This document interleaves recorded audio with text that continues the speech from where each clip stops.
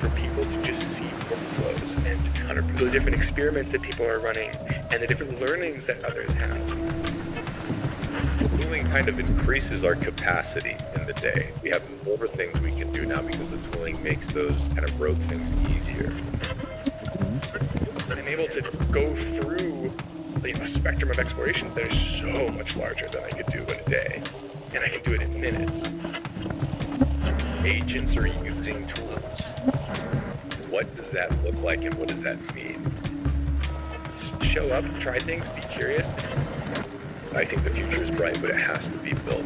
I always see things that I didn't plan on seeing. I'm making micro decisions that I didn't have a grid for a year ago, and it's only because of the ability that AI gives me. I feel like there's this binary thinking that like AI means fully automated, and it's like no, in fact, I think some of the better workflows are the ones that aren't fully automated. The ability to effectively multitask at a really high level is one of the core skills of operating in this AI world.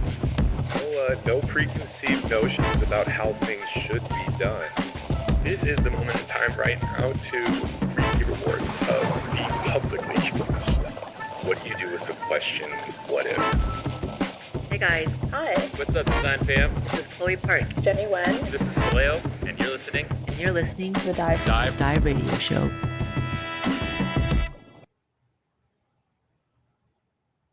That worked. We did it. we actually did it. You don't even know what the last 90 minutes has been like. The last 90 minutes, I'd say the last 24 hours. Really. Yeah, let's call it maybe 36 hours. So hold on. Let's talk about it. What have the last 24 hours been like for you? Because you have a lot of stuff you're doing right now. I mean, there's a lot of things going on. We're actively trying to release a new version of InFlight. So I have Fable just spinning on one window, and then we're working through all of the audio stuff for the first time. And really, at the end of the day, all of the stress, I do blame you, because we had a basic set of logistics that, I thought you were kind of taking care of, but you stayed up all night working on making AI videos. So what's actually funny is I have never used an AI video tool before, and I used Kling on that intro we just saw last night. And I didn't test the timer, and I completely covered the entire interesting part of that video with the countdown timer. So yeah. W for me. Um, on top of that, Fonz has been helping us with some of the refresh that we kind of want to show and get some opinions on. And that poor guy, he started on Monday, and we're like, hey, we need this by Thursday. And our feedback was pretty thorough. I took a screenshot of something that he's just like writing notes in all these Figma files, and we'll show it because it's kind of fun. But it's just iconography inspired by deep sea creatures sticking to the side of a ship. So if you think your client briefs are annoying, you have no idea what he has been through the last like 72 hours. Yeah, poor Fonz, who's also just an absolute pro. Yeah, I he's do amazing. want to call out, if you're joining us, this is obviously the first live stream of Dive Radio, and very bumpy, and you're going to be along for the ride as we kind of evolve this thing over the course of time. So thanks for bearing with us. Throw tomatoes. Yeah. We like them. It was tempting. It was tempting to push back a week and just get all of the ducks in a row. But then we kind of thought about what would be fun. And so this is almost going to turn into a behind the scenes pilot where you can see like we have a bunch figured out. We're going to try some stuff, but also so much is like in progress. And we're actually having a blast working on it and thinking about it. And so we're kind of just going to pull back the curtain and show a little bit about what's happening behind the stream as well. And before we do that, I'm curious to hear from you. I know why this live show's really interesting to me, but why is this like an interesting thing to you? You've already got Dive Club, the podcast. You know, I don't actually need a lot of logic behind it. I really follow what brings me life, and it's easy for me to identify what that is. And I've only done a few live things. I've done stuff with Kyle Zantos, who I think is in here. I've done stuff with James McDonald before.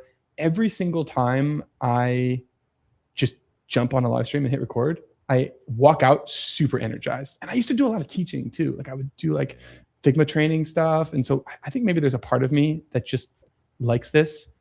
And you don't get it in the same way with the recording and having things be more polished. And I don't know, brings me life. What do you want it to be?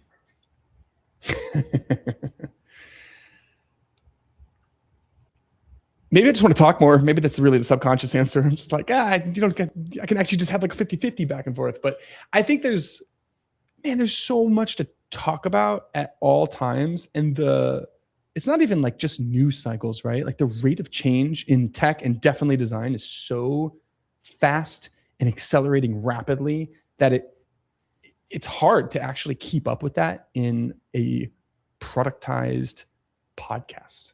Right. Yeah. And so to just be able to look at cool things together, process it, riff, like just have a sounding board. I'm thinking about all types of ideas, even as I'm doing the interviews, which I'm sure that you are doing too. And so creating a space to kind of almost digest publicly, I hope that that's going to be really valuable, not only for people listening, but also for us too. I heard Anthony Bourdain, a clip of him a while back. Yo, Tommy, bump your audio. Get that mic a little bit closer. We have a couple people saying this is, you're a little bit soft. Hello. Yeah, there's a clip of Anthony Bourdain, and he talks about just how, people who have the guts to be curious. And I was like, that line like stuck with me. And I feel like we're in that phase right now. I love talking to everybody who's going through different layers of everything that's changing, but I really want a place where I can kind of escape and hang out with all the designers who have the guts to be curious, who are kind of exploring this crazy world. And it was funny, we were talking about like, oh, we should show workflows and these things that we're using in the work we're doing, and you said something I really liked, which was, yeah, but let's not call them workflows.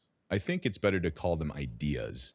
And I think that's smart, because like we don't have prescriptions. Like here's just like, I could walk you through the wild process that I went through to create that intro or that radio of dive.radio. And it feels pretty good. There are things I'd do differently. I don't think I'm ready to prescribe a workflow to it, but there's definitely some ideas of ways that I would repeat that and things I'd do different. And I feel like there's a lot of that missing in the noise. There's a lot of hype. There's a lot of people making big claims. I kind of just want to see how people are messing around. And that's hopefully what a little bit of this show is. Yeah, even just creating space to show how we are messing around too. Yeah. It's like if you put something in a YouTube, there's like a permanency to the podcast, right? But if you try to make content that is up to date, it's like the opposite of evergreen. It becomes out of date in like 90 days tops, you know? Yeah. But I'm constantly tinkering and trying things and like looking at other tweets. Honestly, like I come up with so many tweets, bookmark things, like, oh my gosh, I have to try that, try it. Okay, how did it work? Cool. Like, does this become a space to share that kind of stuff? Maybe we'll see. You feel like this new Twitter update, that X algo, where you can now see all the people you follow, is that useful to you? Unbelievable. Yeah. You think it's going to stick around? You think that's going to create just like... Yeah. I saw so many people say that they were planning on leaving, but then decided to stay because of it. That's interesting. My only question is, what the hell were they waiting for? Yeah. Like, what? You're telling me this was a switch? You could just flip the switch? Unbelievable. Yeah.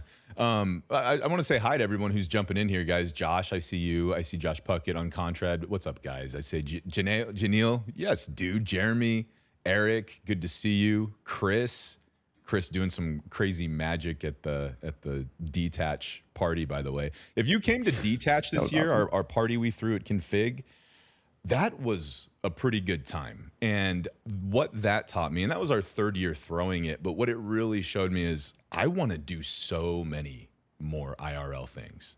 Small events, big events, parties, hikes, chats. I want to do one of these shows in real life. I think that would be really cool. I'm down, man. Yeah. Let's do it. First, we have to figure out what the show is, but then, we'll do it live. And it's my hope that this show every Thursday, about 90 minutes, becomes a staple. You know what? Dive Radio, I liked this name because a drive home from work way back in the day, and like there was a couple select radio programs that would come on in like the late afternoon time. And they'd always have like segments, and they were really cool. And I'd love to evolve that into this. One of the things that I really want to do, because we already do interviews with people. We don't want a show and we're still doing more interviews with industry folks. Like, you can catch that elsewhere. I want to talk to the community here. We're going to do call-ins. Admittedly, with the delay we had today, it was trying to solve the call-in. We're very close. We don't have the call-in solved today. We will have call-ins solved by next week. So bear with us, but it doesn't mean we can't answer questions in chat. I'm looking at it here, guys. Remote work IRL party. What's up, Kyle? Good to see you, man. And Kyle Shepard too. Did we turn off the chat? We did not turn off the chat. And I would say this too. We're streaming to both of our YouTube channels, both of our X channels. So we see everything that's coming through, but you might not see some of the community. I would probably recommend, if you want to jam with each other too, go to the Dive Club YouTube stream. There's probably a pretty good group in there. Dude, it's been about a week and change since I think we've been able to compare Fable 5 and GPT 5.6, and there's already rumors of like Opus 5 right around the corner and all these things. And by the way, we are going to talk a lot about AI. How can you not? How can you not right now? There's so many things to talk about with it. What's your daily driver, man? How are you feeling? It's funny, with all the Fable stuff came out, and I blitzed through my credits twice. Yeah. So I think there's actually like a new skill to figure out how to be more token efficient. And I've built like delegate skills where I can like have Fable spawn sub agents and report back. Like, that's working pretty well. I have had multiple times where I've just been in a loop and I can't solve something, but I'm still using like, I like Claude. I've been using 4.8 Opus as my daily driver. I've started doing more GPT Soul. You're using 4.8 as a daily driver? It's been my daily driver for so long, and now I'm like actively going like 50-50 between that and GPT. Like, it's very clear. I think that 5.6 is, I probably should just make a shift to do that. I pit them against each other right now. Yeah. This is kind of what I've been doing a lot of. What about you? Well, I mean, it's hard because I'll say this, 5.6 seems to be, I really like it. It's obviously very efficient. Like, I feel like I'm just not hitting my limits and I'm blowing through them on Fable. Yeah. Same. I feel like I feel like I'm on like mushroom trips with Fable. Like, all of a sudden it'll give me some insight and I'm like, whoa, that's really interesting. Whereas 5.6 feels like, I'm working with an extremely competent engineer. Yeah, Or I think that's extremely super well said. competent. You know what I mean? Like one is like Yeah. I go to the village noble, and the other's like this is the engineer in the room. Yeah. But I will say, I've started having more open-ended brainstorming because I'm having so much success thinking through more meaty challenges with Fable. Like really open-ended. Let's just talk do you, about do you the orchestrate with UX. Fable and then get like do the grinding work with 5.6? That's a workflow that I've seen a lot of people do that I've been doing lately. Yeah, I have been doing that. I've actually also just been leaving it up to Fable too about what it wants to spawn. But Yeah.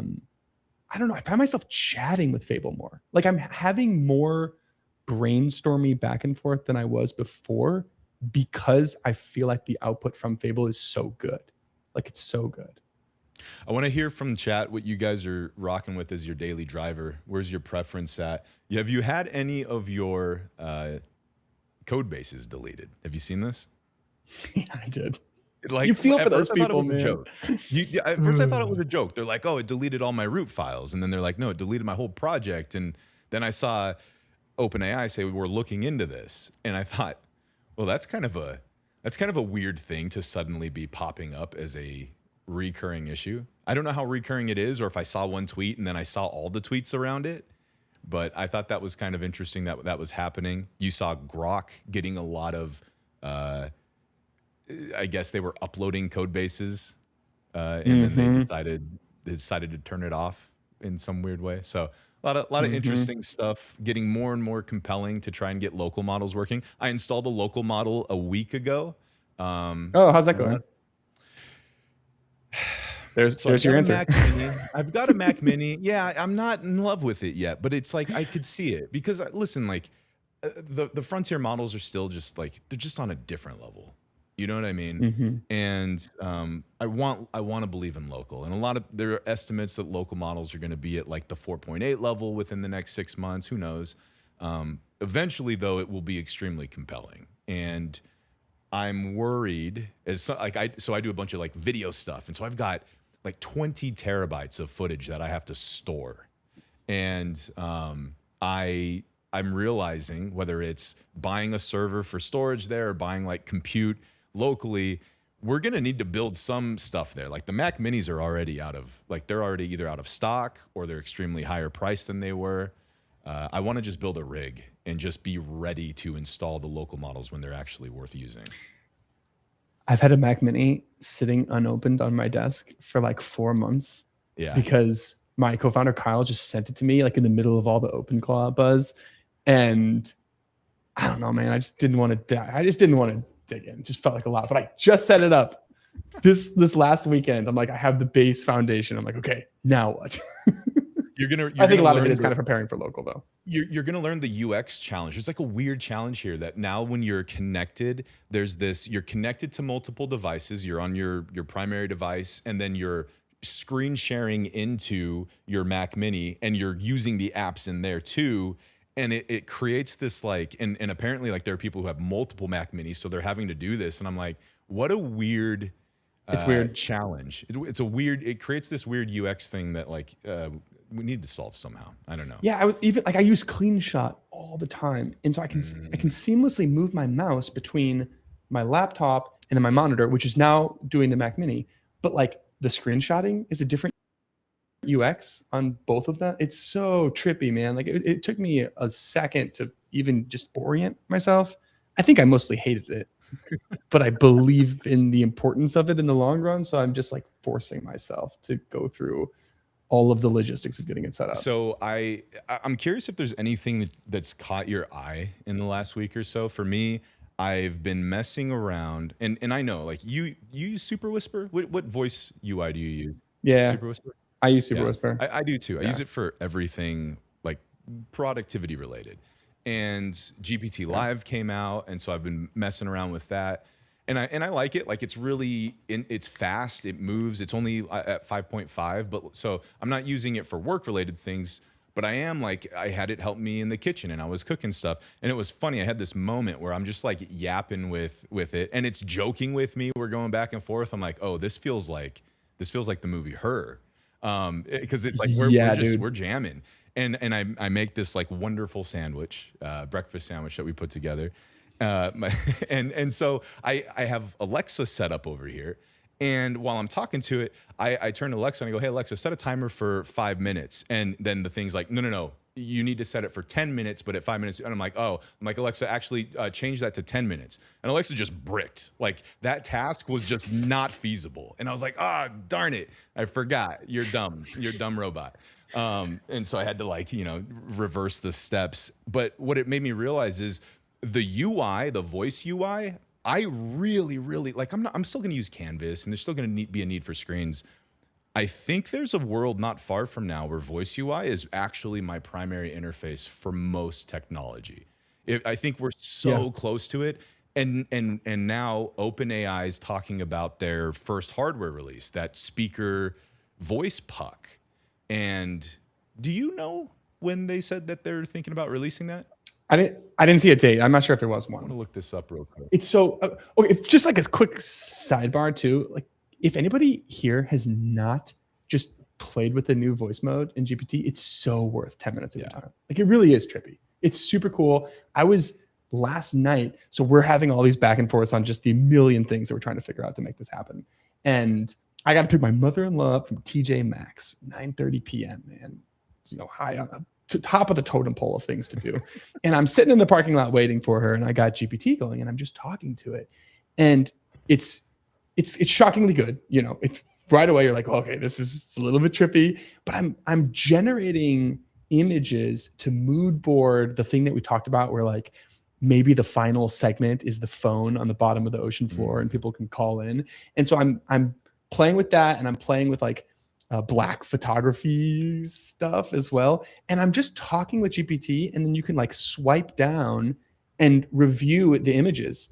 So it like really felt like a creative director, What do you mean? right? Like I'm having a conversation The images in voice mode, and I did it intuitively. Like it just felt like, I should be able to pull this down. Pulled it down, and it actually closes that window, and you're back in your chat. So you can scroll up through your chat history while you're talking. Yeah. It's awesome. Yeah. But my chat history is all images. So I'm like reviewing imagery and having a verbal critique session about this concept that I'm making in voice mode on my phone in a TJ Maxx parking lot. Like, damn, this is the future.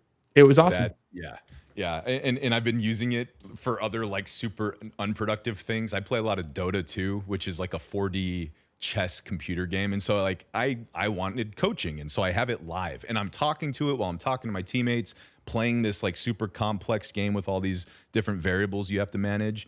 And it's giving me all these tips, and it's coaching me through this whole thing. And I recorded that session, and then and it was funny. I've been playing this game for a decade plus. And it made a recommendation, and I was like, no, like that's wrong. And it was a very like nuanced recommendation. And it was like, just trust me, do this. You're going to need it for this thing. And then 5 minutes later, I did it for the thing it mentioned. My teammates go, that was one of the that you probably just won us the game because of that Lotus move. And I was like, that's crazy. That's pretty cool. It was just like a cool little moment to show that this is happening. You see these talk socks? Have you seen these? No. What? Bro, this made me think of you. And I want to show, it made me think of you because I know that you're walking around the house doing this. Oh yeah. You've seen these? This is ridiculous. This can't be real. By the way. This is there's a real prototype of it somewhere. Like this is a thing that people are actually using. You wouldn't use this? No, it makes me physically uncomfortable to look at that thumbnail. Wait, how much is this? $2.99. What a steal. $2.99. By the way, my sound not working on this one. I thought we solved this. Did we not? That sounds about right. Sounds about par for the course here. That's okay. We'll get there. Yeah, these noise canceling masks. This is ridiculous, dude. Do you feel rude when you are talking to your AI? Do you try to like sneak away out of earshot?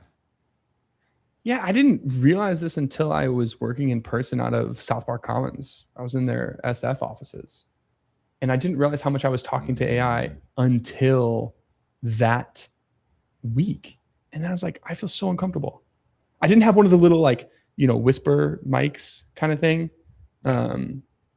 But I don't know. I found myself just like sneaking into closets in order to like talk with AI. I don't know. I don't feel rude, but I feel self-conscious.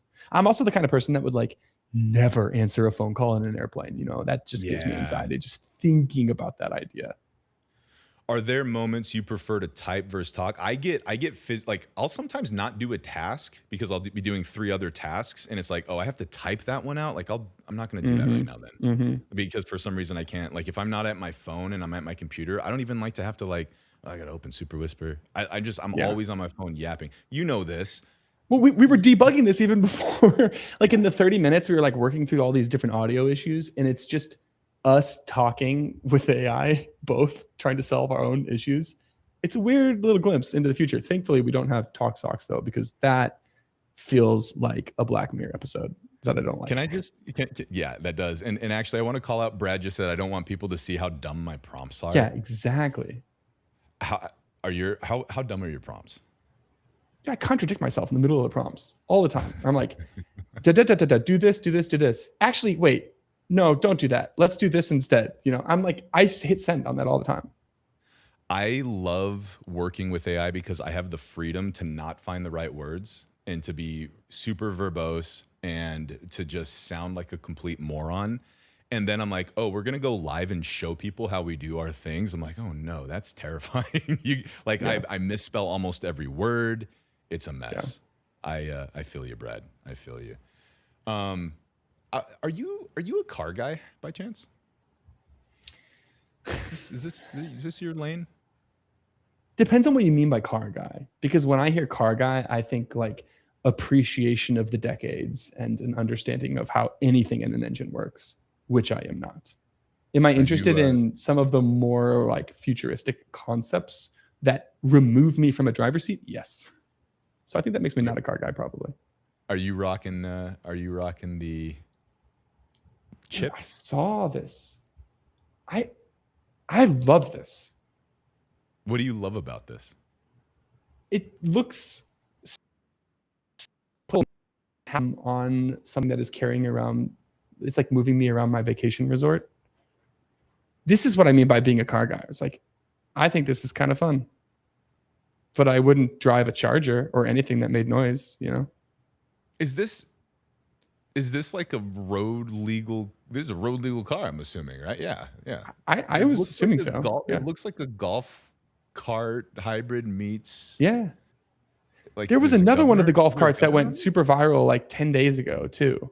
It's like, it feels like I don't know, but the fact that we have all of these new, I don't know what this one cost. The other one was like 20 grand, dude, for a golf cart. But the fact that like people obviously believe in this, like they believe in this as being an important method of transportation in the future, which I think is odd. It's not something I saw coming. Yeah, it's kind of interesting. I saw this was interesting. The Tinder rebrand. What do you think of this? I sent it to my co-founder Kyle, who was one of the first designers at Tinder. Are you allowed to share his thoughts? Man, I should have pulled it up. I think he just laughed at it, basically. I can see the mood they're going for here. Big mood board fan, by the way. But on an island, I don't know. It's not bad. It just doesn't do anything for me. It's fine. This is like the thing that we were talking with Fonz about. Fonz is an absolute pro. We've both worked with him on other projects. Like he's one of the top 3 people I recommend every single time someone asks me for his skill set. And he gave us a bunch of like quick mood variations in like 6 hours, and they're beautiful, right? And I think some of the feedback was like, these could fit in a lot of different contexts, different startups. And I think your feedback was, I want something that if it was put on any other startup's website, it would look absolutely absurd. Like, what is? I used the word foolish. I said I wanted it to be foolish. If any SaaS like ingested our design MD file and used it, it should feel foolish. They should get so, like, angry letters from their investors. you got some angry letters recently. I when I look at the Tinder rebrand, I feel like, yeah, I could probably like interplay this across a Yeah. lot of different contexts, you know? Yeah, that's the next hot HR startup. The yeah, the next like data docs. Yeah. Let's go. Speaking of hot startups, I don't even know. Can we call Cursor a startup anymore, dude? Like, Yeah, how do you even define startup? It certainly can't be by valuation or size anymore. you know Mamuso here? Manuel? Of him, not I don't know. I haven't met him. No. I met him. I met him when I went and filmed with Vercel. Oh yeah, you did on-site. Beautiful human being, just a wonderful person. I was like kind of shattered. I was like, there's no way. Like he left Vercel at some point in the recent past, and just found out he's at Cursor. And then we found out in like almost the same 24-hour period that Jenny Wen left Anthropic. Like 6-hour period, dude. Went to Cursor. She went to Cursor as a head of design, by the way. And Yeah. it sounded like I immediately bopped over to Riolu's Twitter and I was like, what's going on here? And it sounds like he's like, now I get to just build.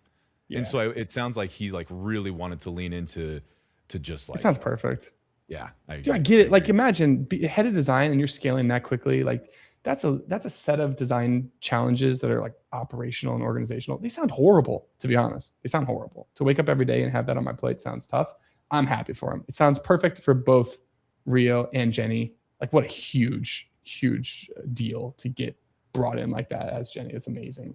They're a talent magnet, man. And can we just talk about the fact that I can't, timelines are insane. We're all aging in dog years, but like it felt maybe, I don't know, 6 to 8 months ago that Cursor was just like, just life support from enterprise contracts. And now it is as cool as it gets, dude. Everybody I'm talking to is switching back to Cursor if they're not already on it. They're attracting the most elite talent in the industry.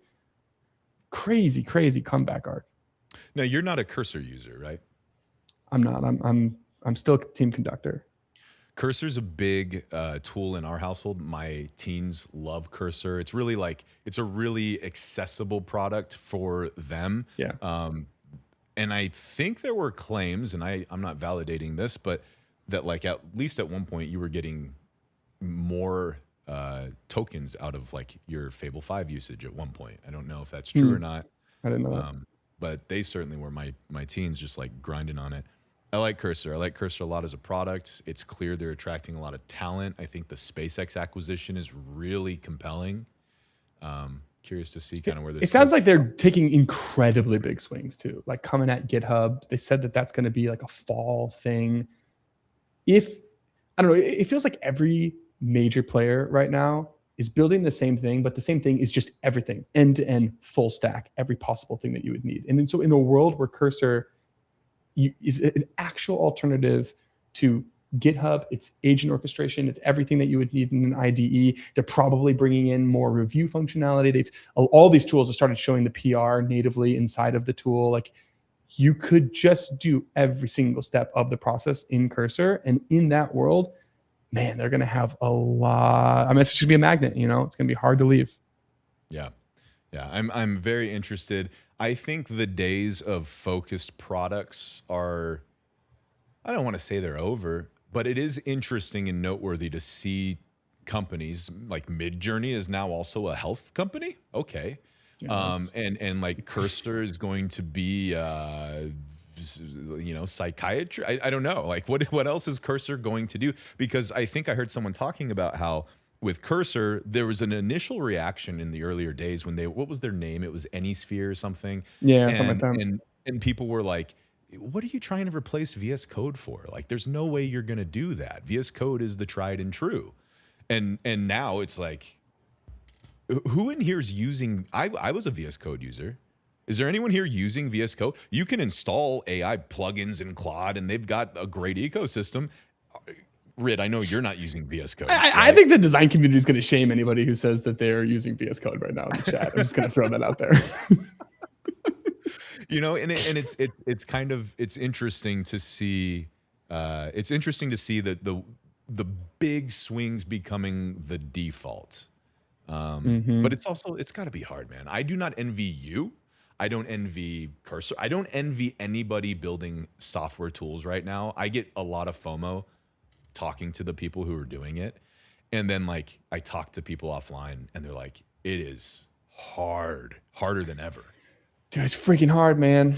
It's freaking hard because it just feels like everybody's, like I said, like everybody's building everything. Everything's so copyable, right? Like tech has always bundled and unbundled.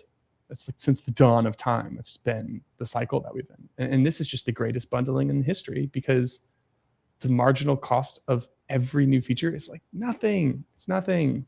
Yeah. You know, I've prototyped so many versions of all of these features that all of these tools are building. It's easy, man. Like anybody in this list can one shot all of the like visual inspect or agentation style tools that are now table stakes in all of these products. So it's like, of course, all the best features and all the best UX approaches get copied in like hours, not weeks. Yeah. Liz, good to see you. Yeah. That's my understanding early on too. A fork of VS Code. And so like open source, you know, what has been your take on open source? Have you ever dabbled in open source? Do you have any like inclination to go in that direction with where software is going? I was thinking about it a little bit more recently because have you ever heard of Reflect Notes? Maybe some people here use that. That's what I've used for notes for a while. But then there was this shift where I wanted everything to be local, you know, and I wanted to be able to change things. And so I actually like built my own note-taking environment because I didn't like Obsidian. So I was just reskin it my way. And I left Reflect, even though I liked the product, because it wasn't open source. And then sure enough, like 6 months later, I think actually 2 days ago, they just released the like Reflect Open that I've already started on. And I don't know, I feel like in some there are certain types of tools where that is a requirement, actually. It is a requirement. You have to, it has to be extensible. What do you think makes it like, okay, so for example, Grok build just open sourced the harness for their coding. Did you see this? That was yesterday. I didn't, no.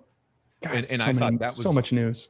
It's like, how do we get through it? And that's why we're going to talk a little bit about it before we get into the build fun stuff. And so, okay. So Elon, so SpaceX, they're just like, okay, Grok, we're going to open source the coding harness around Grok so that anyone here can just build on top of it. What do you think? What's the decision around that? What pushes a product to say it is beneficial for us to open source? Like what would make the math make sense where you go, actually in-flight should be open source?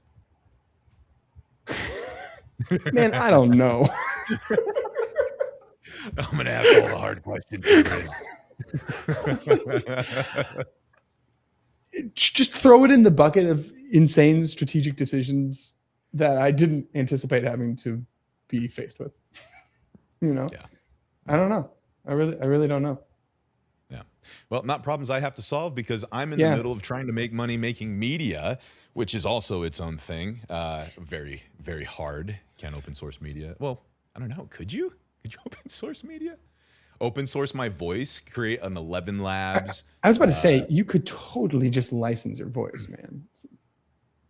Could I though? Like licensing a voice sounds so, it's starting to feel antiquated. Like, do you need to license a voice? I'll just go to 11 Labs. There's better voices than mine, man. I was listening, I follow a lot of like voiceover artists and voice actors. And there's just such differences to people who are really pros. Like they act it out and they make faces and they're just very good at delivery. Yeah, I don't know.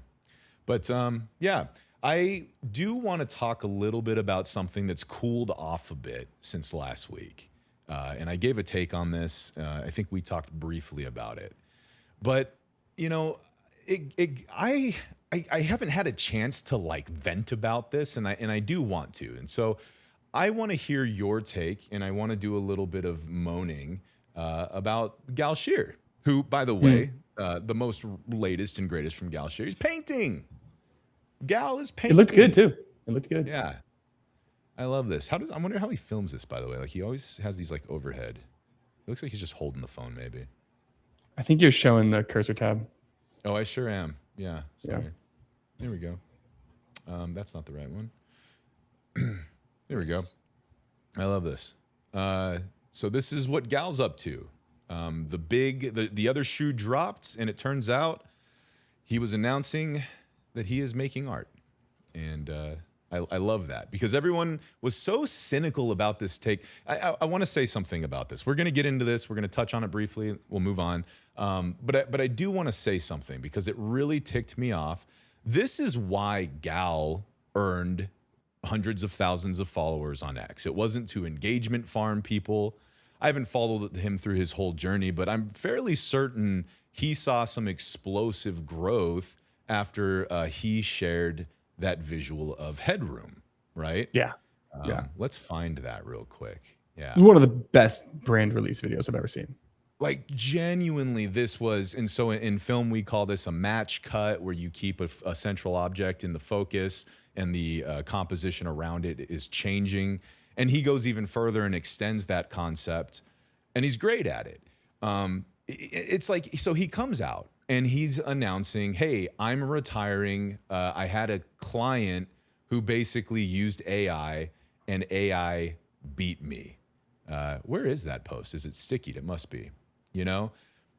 And I just want to call something out. I do understand that there were people who read this and immediately felt like this was an affront to all the things that they've invested into and believe in. But Gal never said design is dead. He might have insinuated parts of that, but didn't say that. And he certainly never said, you, designer, should quit because AI is going to beat you. Those things were never said. He said, I'm retiring because this experience with AI. And he got dogpiled by the design community for this take. I mean, and even adjacent, you had VCs, you had the All In crew talking about this. You had Dylan Field comment about this. It made the rounds. I know everyone in this room has already seen this talked about, and I just thought that was really interesting, that this is such a hot topic that AI can do some work that, you know, people are going to come at someone like Gal, who I think is, his logo marks are good, but it's his packaging and the motion graphics that I think he's extremely spiky in. And if anyone challenges that, I think I don't agree with that. What are your thoughts on this? I think you kind of got to look at it from the output that was produced by whatever this situation was, and then also like the inputs that were given to the model. Because I don't know if you saw, there was this article that went viral. It was career advice in the age of AI. If you didn't read it, I'll just spoil it in 2 lines because I actually thought it was really great. And he talked about the fact that the models are getting really good at executing against well-defined problems. And for sure that's in code. And honestly, in design, it's kind of the case too. Like I haven't told anybody this. Hopefully the people from my team are not here, but like I had Fable ideate and generate some mock-ups about this feature set that I'm working on, and like visual editing of a PR kind of thing. And they're pretty good, you know, like I made like maybe a couple tweaks, but they're pretty good. And I was showing the concept on Zoom screen sharing. This was on Monday. And my co-founder was just like, damn, like you crushed it on that. Like that looks crisp, you know, it's some of your better work. And I'm like gutted because dude, it was mostly Fable. It's mostly Fable. That feels uncomfortable. And I think that is probably a lot of what Gal was talking about, where it's like, given a thing that you want to accomplish, what is the output? Like AI is getting good at it, right? It's getting good at it. Yeah. Now, the article, what I liked was basically the TLDR was, don't be a problem solver, which is what we've defined ourselves as designers for so long. You know, execute against this problem, solve the problem, you know, be a problem finder instead. And that's where the alpha is. If you can find problems and set AI set AI up for success to like help you nail it down and create something worth sharing, that's where the opportunity is, which is why I then go back to the Gal thing. Where I'm like, is there a chance that maybe the founder themselves was just actually had pretty good ideas, you know, had some kind of novel insight, and like, given that, yeah, I mean, when the output that you're paying for is pixels and motion and colors, all of that can be trained. That's tough, you know? So I had this thought, and the thinking was that one of two things. It was either Gal was, in fact, farming for engagement, was going to release a tool. He's released tools before, has a color tool in the past. Not really his style. So I was like, that'd be interesting. And I don't know that it would be very effective because he was in the comments like assuring people that wasn't going to be the case. And then the other thought was like, maybe a client did go and farm all of his match cut motion graphics, fed it to Fable 5, and maybe still had someone create a logo mark and like showed him like, look what you can do. I can do your spiky thing without you. And maybe he was like, okay, I'm flipping the table, I'm done. So I tried. So I went, and I'm not releasing this, but I went and pulled his work. And I was like, Fable, go look at this. And would you be able to create a Galshir skill that would take my UX Tools logo mark and build it into this brand presentation? And I'm going to show you what that looked like. I have to pull it up. Give me just a second here. I'm so glad that you did this. I want to ask you, how do you think it did?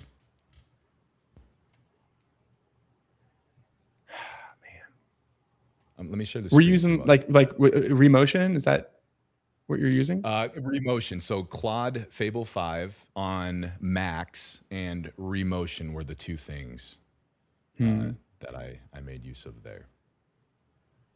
I think it's going to be cool. I think it's going to look good. I don't think it's going to be that close to your bar for actually putting your name behind something that you would share out in the world. I think it'll mostly just be like interesting as a hobby is my... I don't think it will be bad though. So there is some sound to these. We were having some sound issues outside of Arc, so you're not going to see that. But I basically said, hey, we've got some motion graphics. I got a brand. Here are a bunch of posts of Gal's from his videos. I want you to analyze these videos. And then I attached it, my SVG of the UX Tools brand mark. Again, the goal here is not to release any sort of skill. I'm not going to do that here.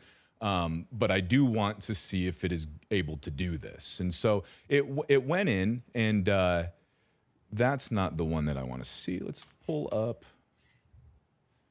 Oh, that's interesting that the sheet. Okay. There we go. Yeah. I want you to actually see here how it parsed the parts of Gal's projects.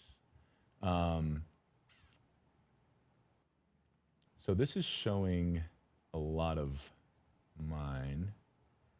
Let's see. So first it built the skill, did the markdown, and then I said, okay, we also need to feed you some brand guidelines so you know how to incorporate these into the ideas that you come up with. I did not give it any sort of composition direction. This was not a one shot, but pretty close to that idea. I really want you to see, not my examples. I want you to see how it broke down his videos, but we may have to forego that part of it if I can't figure that out. Artifacts? No. Okay. Well, let's look at this. All right. Here was version 1. All right. Let's see how this did.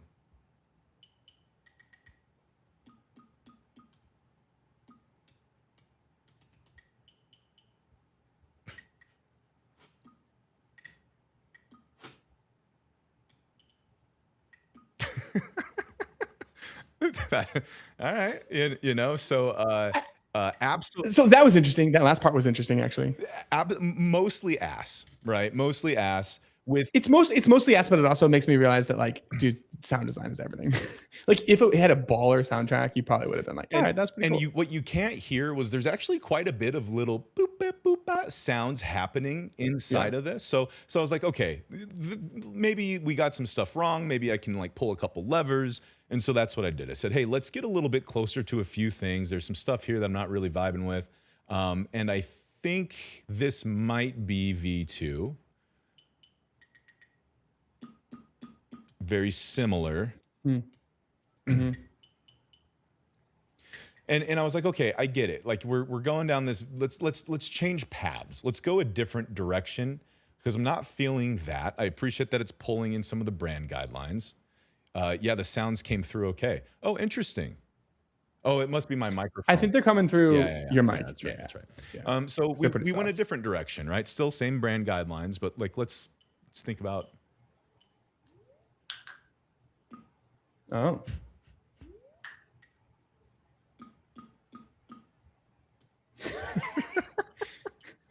You know, like the.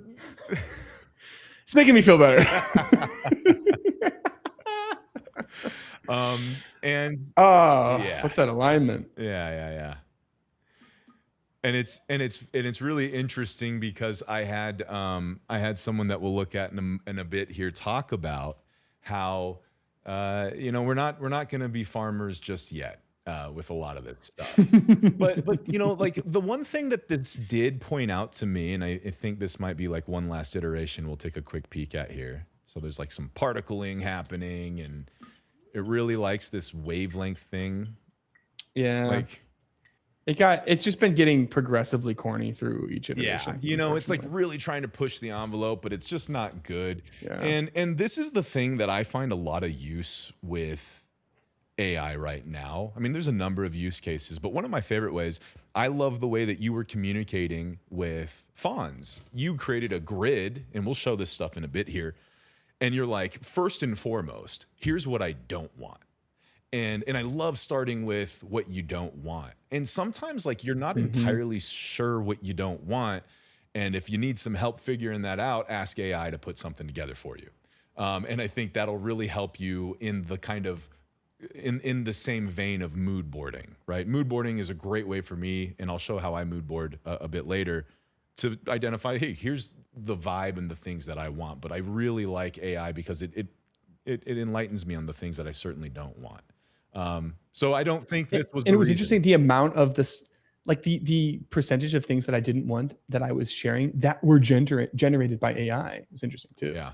Like this was the first time that I had went through a branding process where I'm super comfortable just using like GPT image and like on Cosmos and like feeding AI, like, okay, let's make it like this, more like this. Having AI create mood boards for me. It was my first time going through this process. And I do, just because we were designers, like these tools allowed for a slightly more participatory branding process. Maybe that drove Fonz crazy. I don't know, but Yeah. it was interesting to see like the impact of you mood boarding, for instance. We'll have to ask. Because I felt like the mood. I actually felt. I really enjoyed my mood boards. I felt like I worried that it was maybe derailing a trajectory he was trying to go on. And so we'll have to interview Fonz one day. Hey, what's it like to take feedback from us? And he's like, oh, it was awful. But I did get some, I did ask some of the industry what their thoughts were on some of this stuff. And we'll see if the sound's working on this. It may not be, but we'll give it a quick go. Is this coming through? I woke up, saw Gal's tweet, and much like everybody else, was really sort of waiting for the punchline that never came. And I think one of the reasons why this tweet went as viral as it did was because, if you do buy into the doom and gloom vision of AI and how it affects the industry, which many people do, you'd really expect Gal to be one of the last people to hold the line and wave the white flag. And so to me, the whole thing seemed confusing, off, really out of pocket, and very premature, if nothing else. I like to think maybe Gal's giving AI a little bit too much credit. This is pure speculation, but part of me thinks that it may be less about AI sort of ending a career and more about it's sort of accelerating a decision that has already been in the works for quite some time, with Gal leaving sort of the design industry as we know it. I don't know Gal personally, but we have had interactions recently where we, did agree to build a viral branding agency together, and we put that out there, and we got about as good of a reaction as you could possibly get from folks and companies wanting to work with us. And so it's hard for me to believe those opportunities just, went poof overnight. I think that hit it. Like for me, Gal is in that upper echelon of creativity and talent. And so I think that's why it went viral, was because it came from somebody who were like, yeah, if anybody is invincible against these models, it's Gal. Did I just hear Brett say that him and Gal were going to start an agency together? It's news to me. Yeah. That would have been wild. Yeah. I had no idea that was a thing that almost manifested itself. Okay. Yeah, it would have been cool. Yeah. So interesting stuff.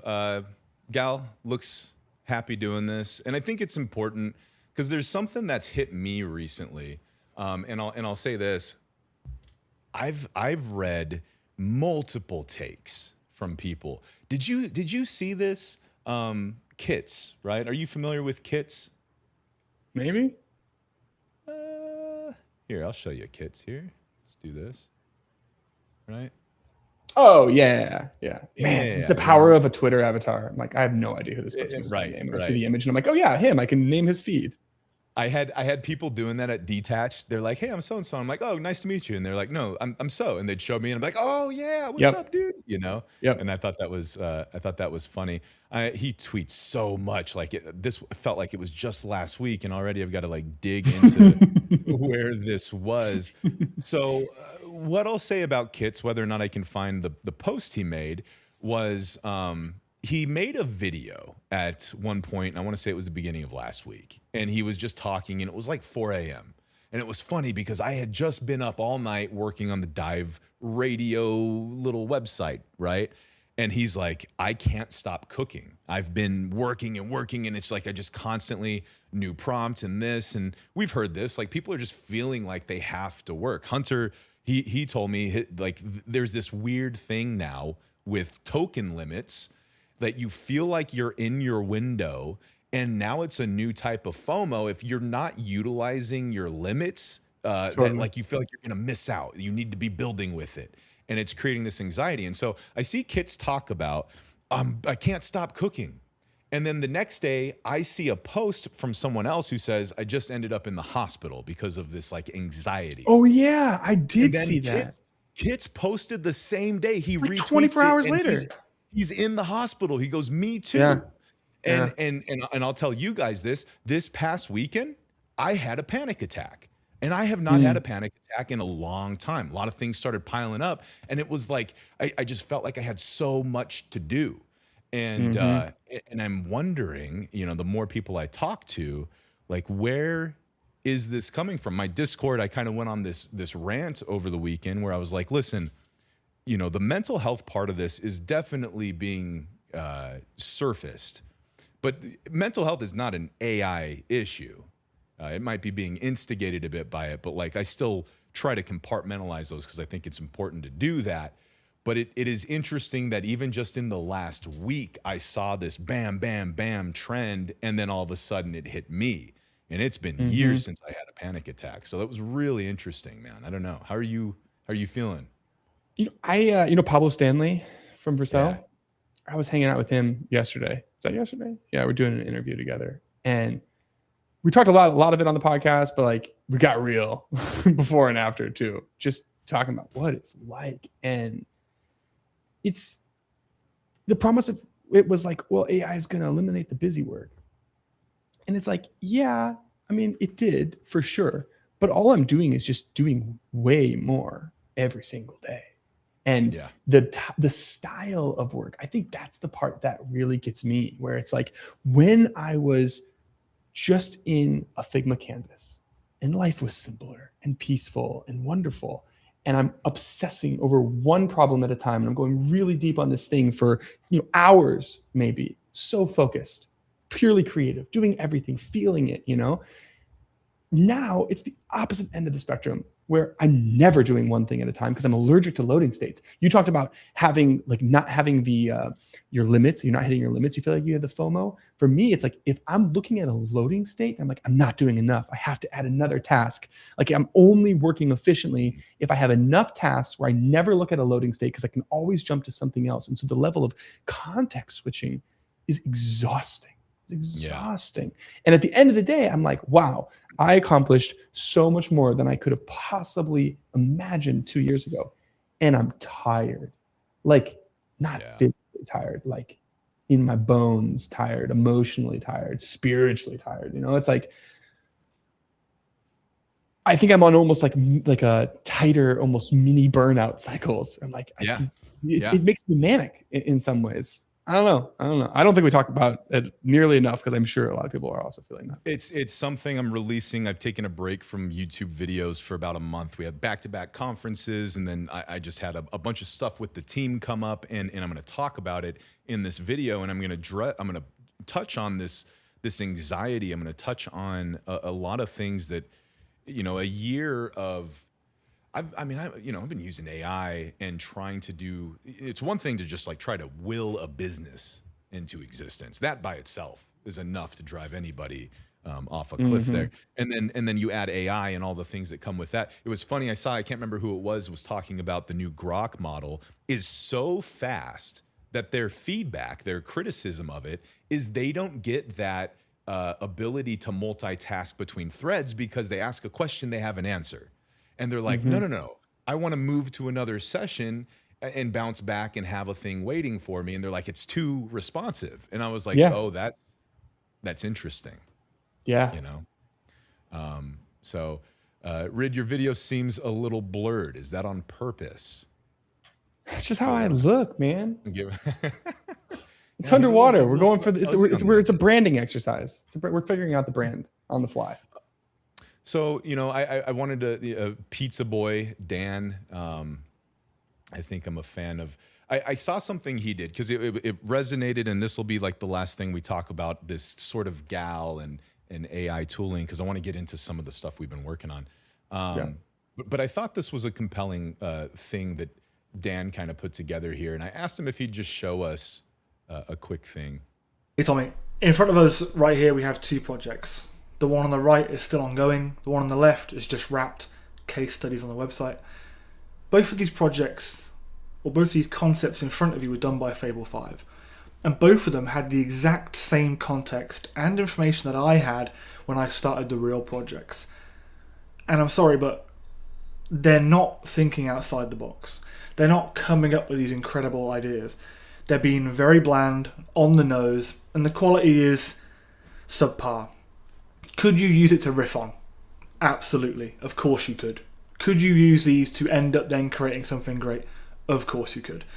But the main thing for me is both these projects in the real world, they finished so far away from where we started, purely due to the fact that as the project went on, we started to learn more about each other, more about the project, and it ultimately ended up evolving into something totally different. To now, especially the Brumby one, is so far away from any of these potential concepts. But now it's so defendable and ownable by the client. None of these would have sufficed, honestly. So that's where I am. Ownable is a good word. That stands out to me. It's like if you're just pulling from an existing data set, you'll never really arrive at somewhere that is truly ownable, at least not without a good deal of, us, hopefully. Oh, did I lose your audio? That's especially bad on the left, by the way. I feel like I've seen Fable do better than that, but that's. I'm a little confused by it, actually, because I'm like, is it intentionally trying to be bad? Is it a horse? What is I it? get drastically different results if you just have Fable do something on its own versus using like Quiver API too. Where I look at that and I'm like, there's no way. There's just no way that it was that bad. There's no way. Well, and so like let's dive into this because we've been working on some fun stuff and actually we want the opinion of you guys. We're gonna show you. So Dive Club, right? Rid, how long have you had? How long? 3 years, man.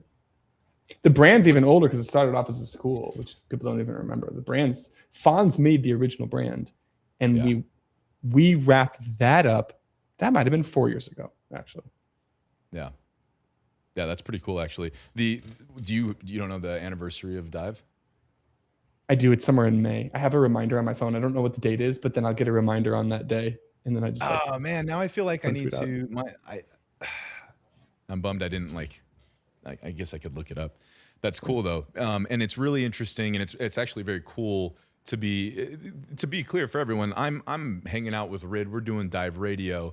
That's kind of the extent of our collaboration on this, which is a lot of fun. But it's been really cool because you've invited me into giving feedback on this branding process, which is I love it, and I'm obviously staying up all night making fun things for it. But it's cool to see how you think and how you design and even creative direct obviously love working with Fonz on this. But it's like when you think about a rebrand for something, and then even about you're extending it into now a live show, and what else could it be? How do you decide we should refresh a logo mark or the composition of branding elements, or we should just outright like rethink it? Where, what leads that decision for you? I think I just try to imagine different announcements. Like I translate things into tweets really, and think about how would I visually portray this thing that I want to communicate. So for me, it was like, okay, we have the podcast, which is Dive Club. We have this Dive Radio, Love Radio as like a name, as a concept. I'm also doing like Dive Talent, which I don't even have a real website up for, but I know I need something for that too. And even just the way that I use the word mark, I can't get it to look good, to like combine, to like throw radio or throw talent there. And as soon as I feel like I'm fighting against the brand a little bit, that's when I'm like, okay, I probably need an outside perspective here. Fonz has quickly become the go-to for me, because it's like you have your core cases, and more painful designer than working within a brand system that you feel like you're just fighting, or you feel like you don't have a bunch of new strands to pull on, where it's like, I remember Mike Smith talked about this concept to me one time, where he's like, man, a good brand feels like it just unravels in every direction, And I wasn't feeling that 4 years later as all of these new use cases emerged, which to me is like the flag. We're like, okay, we need a little bit of a rethink here. I love the mark. I love the like actual icon, but the word mark was feeling a little bit tough to work with. I love the D ribbon, and we're gonna show that. But I will say this, like where I have a lot of fun in this project is like completely just goofing off, right? And the thing I've been doing a lot lately, we talk a lot about prompting, and we're gonna get, by the way, very cool to see everybody talking in chat here. Probably in the next 15-20 minutes, we're gonna do some Q&As with chat, because I'd really like to talk to you guys. And I'm sorry we don't have the call in today, but we will next week. But for me, how often do you use images to communicate ideas to AI? Oh, it's the majority of my prompts. Yeah. How often do you mood board around that? Because it's one thing to say, I'm going to do some element selecting or take a screenshot of like the work you've done. It's kind of this, we're kind of converging and diverging, and let's look at the actual work we're creating together. But like up front, not a lot. Front load with mood boarding? No, so I think this is why I was really enjoying the process. And honestly, like I'll just give you kudos. I think mood boarding is a skill, and I think you're exceptional at it. Like I was really impressed by what you were coming up with and combining. I just thought it was so impressive in a way that made me want to get better at it. And I think this process, it was the first time that I've started exploring different ways of mood boarding. I'm even a Cosmos user until the last 2 days. Cosmos is amazing. What have I been doing? How have I not been using that? It's unbelievable. Is so good. I send them an email once a month asking them to flip the profile and collections tab regularly. Because if you load it up here, you land on your profile and I say, guys, I never look at this. Why is this the first thing I see? I just want to see my collection. And they're like, yeah, we'll take it into consideration. So it's part Cosmos for me, and part I hadn't been using GPT to generate full mood board images until this process. Yeah. That was really helpful for me. Really, it's like, show me 12 to 15 different images based off of this prompt, and it has a ton of context around what I'm trying to accomplish in terms of like a world building thing, and you can really quickly see, oh, what is that world? Sometimes I don't even have the language to understand what to iterate based off of it, so then I'll have it almost reverse engineer the world it created with some keywords, and I'm like, no, I don't. That's the one that's wrong. Let's tweak that one. And I feel like I was flexing that muscle in a real way over the last, I mean, literally 2 days for the first time. Really, really enjoyed it. So some game. And by the way, Cosmos, Arena, Pinterest, love Arena for a number of reasons. I love how Arena started. I love the story of Arena. Pinterest is great. Pinterest is I think one of the best search engines for finding really wonky, weird things. But they don't have a dark mode, and they're becoming an enemy of mine because of it. Because I'm late at night getting flashbanged by Pinterest UI, and I'm just like, guys, can we please? Like, it's 2026. Give me an option. But Cosmos is the place I like to store this, and so I put together the Dive Radio. It was like, okay, what is this Dive Radio thing? And I don't think necessarily we had landed on a place where we were going to do this yet. It was getting close. I think it was pretty warm. I can't recall exactly. Or maybe I don't remember. But in one day I was like, you know what? I just want to make something fun. I was kind of agonizing over a few things. This was days leading up to the panic attack. And I decided that I was just going to build a weird thing. Image 2 from GPT, hands down, the best ideating partner, better than Midjourney, better than a lot of the image gen tools out there. For me, I love brainstorming visually with Image 2. And the way that I'll do this, and I've mentioned this before, I'll take breaks from AI once a week. I'm pretty good about it. I missed the last week. But what I do why I like mood boarding is, like, when you really think about that yucky word that we never like to say out loud, taste. The thing that mood boarding really does is, like, you open up something and you're going out and you're selecting these things that mean something to a vision that you have that you can't yet articulate. And some people might look at this mood board and they might say, like, you called it Underwater Glow, but, like, some of these things don't necessarily belong in here. This might not be a great example because most of these do, except for the Blackwater photography. But to me, they do. But to me, they're connected. And I think, like, your ability to see the connection between things that maybe isn't obvious to others, that's a really good thing to exercise a lot. And so what I like to do, and I'll even use AI to help me think about weird and off the wall combinations. And other times I'll just go find them myself. But it's like, I want to, for the Dive Radio, it was like, what's interesting, like signals and old retro stuff. Retro, this is becoming kind of a tired aesthetic, but I still haven't, I've got some retro left in me, And so I was like, okay, what does it look like on this, like, radio concept? What are some of the stuff I love? This is very Lee Black, very Dieter Ram, stuff like that. But like, what could I combine this stuff with? And we'll get into the actual Dive brand. I think this one I called Sub-Mechanical Sticker Bomb. It was funny. I said to you, I said, what if Dive Club was a mix of thalassophobia and submechanophobia? And you said, you made those words up. Yeah, I didn't believe you. And I was like, how do we combine this idea of, like, sticker bombs on coolers with this idea of, like, rusty ship holes? Is there something in that? And it sounds ridiculous, like, even just hearing you say it out loud. It does. And actually, I don't really love this idea.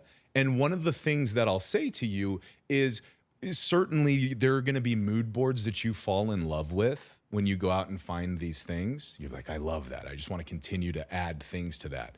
But I would actually push you to try to create other mood boards that you might not really believe in, but with the whole purpose of that mood board is to be distinctly different with a very different direction, because it exercises a pretty strong muscle in thinking outside of the box. And you might accidentally stumble upon some stuff. Like, I was like, what does wet sticker paper look like? I don't know. And so we found some other things in here. And I don't know that this is a very good mood board, but it was a good exercise to kind of put a lot of that together. And then I'll feed this into ChatGPT, Image 2, and I'll say, hey, I've got some ideas using, our Signal Desk mood board here. And then I'll kind of like let it just run amok and come up with these very clearly AI smelling versions of, like, the next installment of moods. But also I was like, but there are things in here that, one, I can be like, yep, that's what I don't want. Or two, actually, there's like a thing in that I can borrow inspiration from. I think we both saw this and we're like, oh, that's compelling, right? Like the light rays from water above, and I think we've adopted that into some of the language here, that the color scheming and some of this. But a lot of this was like, yeah, that's stuff we don't want. But then as it started to go, I started to see like, wait a second, what is like radio?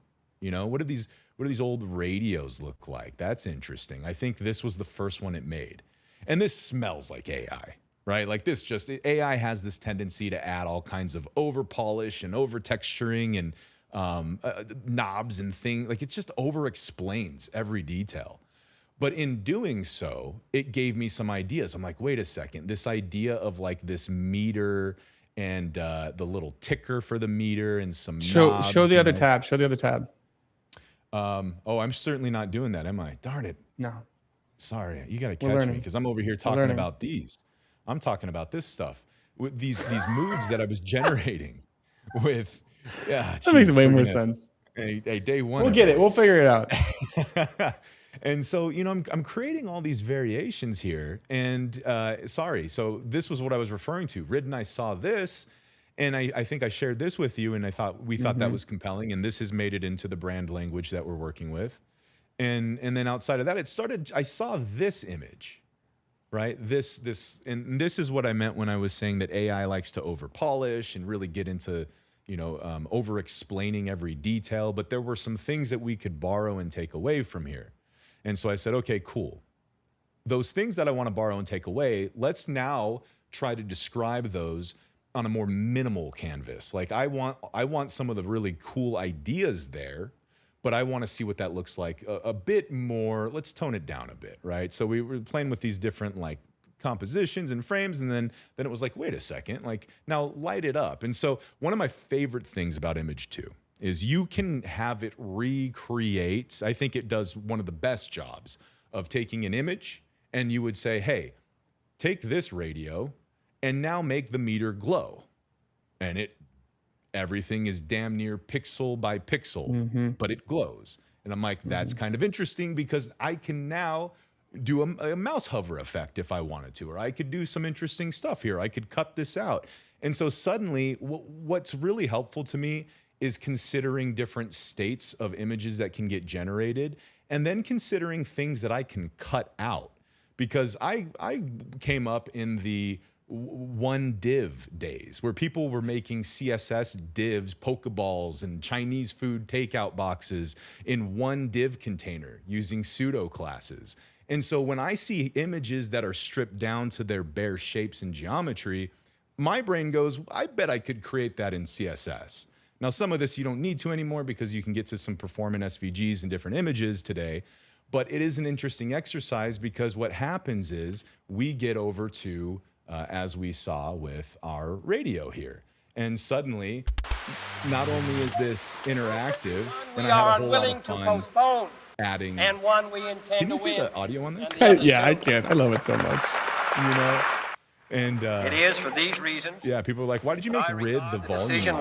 Lee, this was a huge inspiration from Lee Black, who likes to make a lot of these analog digital interfaces. And so that, you know, I saw this and I said, at first we just built the rectangle for this, and I was like, no, there's got to be more. This needs to be more interactive. I wanted to make this clickable. I didn't have time. But then it was like, let's add all kinds of things, and then I can make different states. It's like, let's break the glass, and so there's a little crack here, and then we click it again, crack gets deeper, and then oh man, now we're really messing it up, and now it's done for. And now we can add some, you know, things that make sense in the digital sphere. That's a lot of fun to me, you know. And so when people say, how'd you do the sound? How'd you do the sound for all this? But I think that's like my favorite part. Like, there's so many different little sound effects. Is Claude just running with it? Like, talk to me about that part. Okay, yeah, absolutely. So let's go ahead and turn the sound off so we can talk about it. So I said I want something that resembles like big moments in radio or in audio. And it's tricky because I didn't want to use anything that was copyright. There's a number of things I'd love to pull in that I didn't. So it was like, okay, what is public domain? Well, a mother of all demos is one that's always stuck out. It's one that we actually use on the UX Tools website. I love these callbacks to old moments inside of interface design. but it was like, and then like Jobs talking, like, so there were a couple things that I thought of, and then it was like, but how about also these? And it would pull moments from history. It was pulling, there's like, just Morse code, World to Worlds, gotta include World. Like I love that. But then you've got all these other, like Grace Hopper. You know what a billion It suggested this. I thought, oh, that's interesting. That's a pretty funny speech, and I think they recently declassified it. So yeah, part of that part of that AI. The quote that I like to use lately, people are like, you used AI to make this. And I said, AI made this with me. Like we really put the work in together to do this. What about the sound of breaking the glass though? Like the way that it kind of, I can't remember what the word for that is, where you're like turning the knob to mess with the haptic sort of kind of, it feels haptics, or it feels very tactile in a way. Yeah. Some of those sound effects were definitely recommended by Fable. The glass, I would have gone in that direction. It did it without me even asking it. I said, here are 5 images. That was, and I'll say this, if you tell Fable, and I don't know if this is true with 5.6 yet, but you tell Fable, like, hey, we're gonna do some audio stuff, it puts on its little like sound designer hat and it'll start going ham. That's crazy, man. And it's like, okay, that's kind of fun. There's some I feel like the pendulum's about to swing way too far with audio, where everybody's going to realize how easy it is to add audio to digital products, and where everything's going to be talking and yelling and playing music to us, and then the pendulum will swing back to an interesting middle ground. It feels like we're in the very first inning of sound design with AI in digital experiences. Yeah, and then you always love to throw some stuff. I'm a big Cypher and ARG fan, and one day it's my dream to hold a proper ARG sort of Cypher puzzle for this community. We'll get to it. But yeah, man, some good stuff, some fun times. I'll have to walk the group through how I made the intro video, which will continue to grow and get better. And that's the first time I've ever used AI video tools, and it's fun. So good. I'm just going to give more context for people that are watching, because Tommy just goes rogue, man. He just goes rogue, like he'll be like, you'll get a text and it'll just say, give me 2 hours.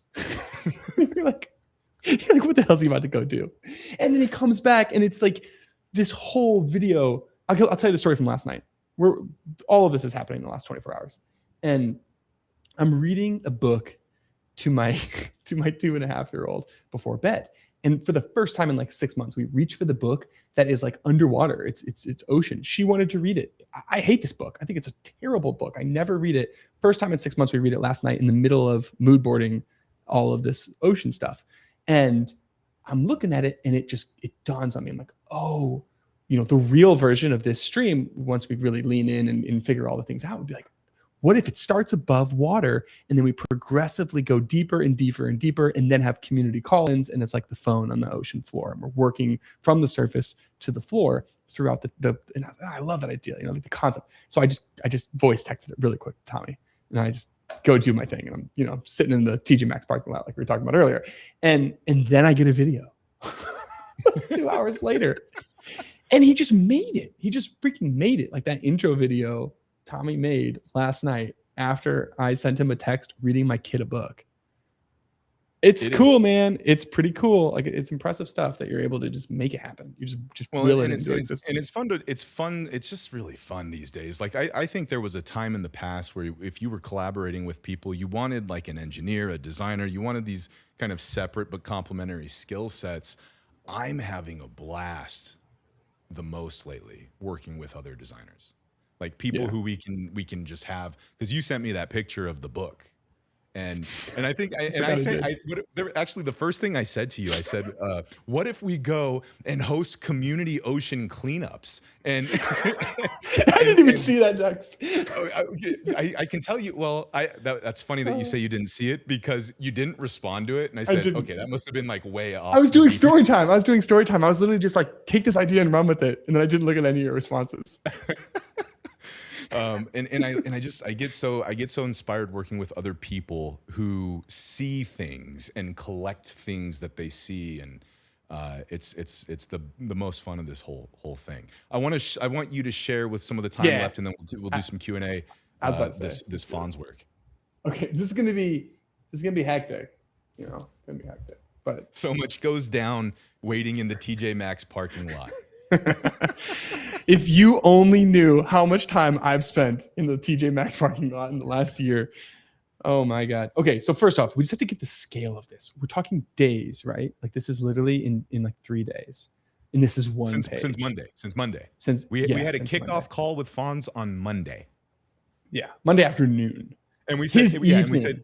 and we said, Fonz, we need to have some things live by Thursday. I mean, so I just wanted to start there. So I'll actually, Tommy alluded to this earlier. Like we had the brief. This was your idea. He's trying to give me credit because he's too nice, but he's like, you should break it up.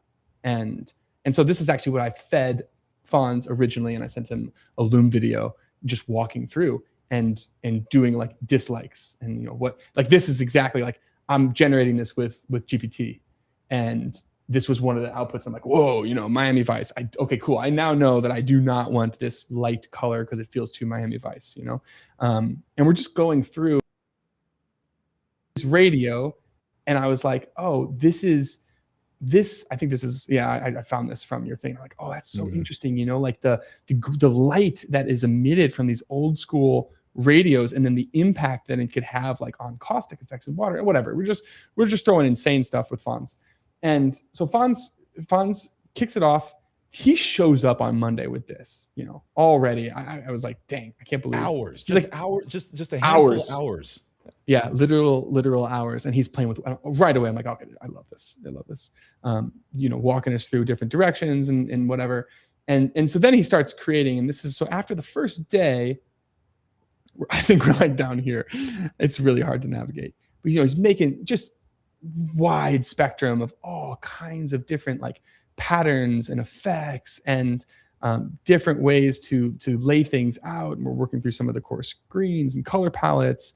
And I think this was the moment where we're like, okay, everything that he is making, where are those?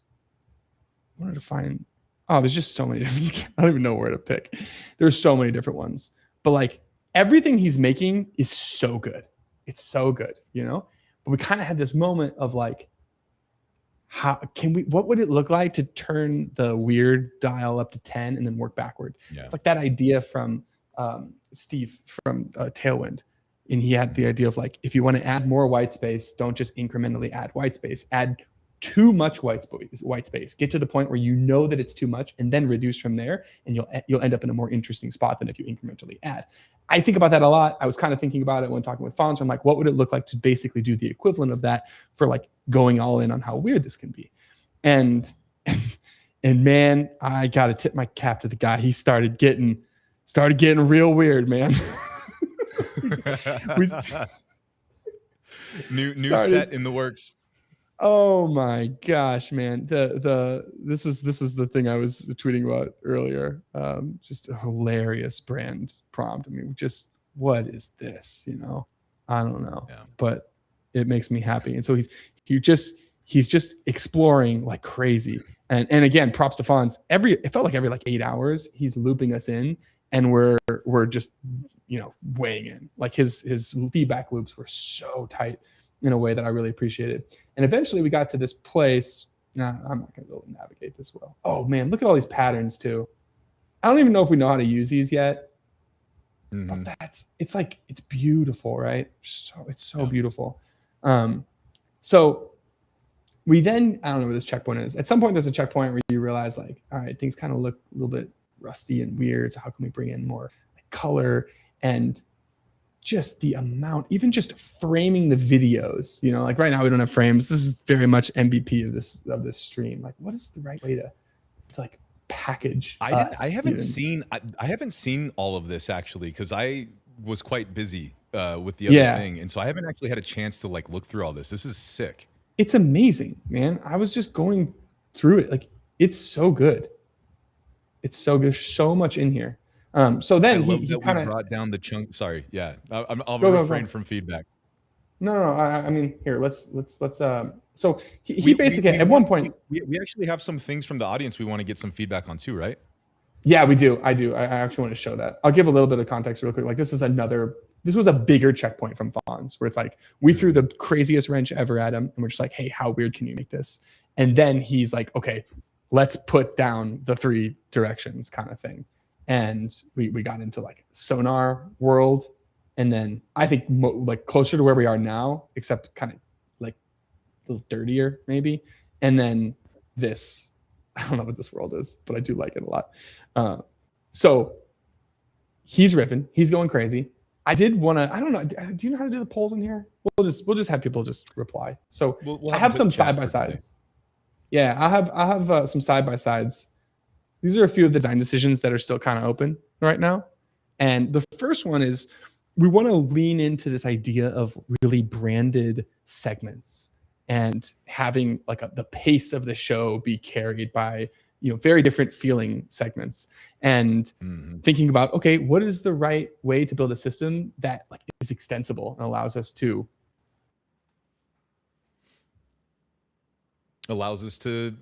go in a lot of different directions. Ritt will be back with us in a moment, but I do want to show you something that I found. Oh, there we go.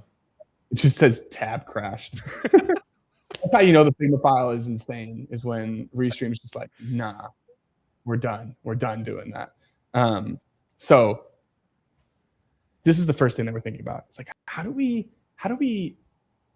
brand these segments? You know, one of them might be a rant, one of them might be news desk, one of them might be like community showcases.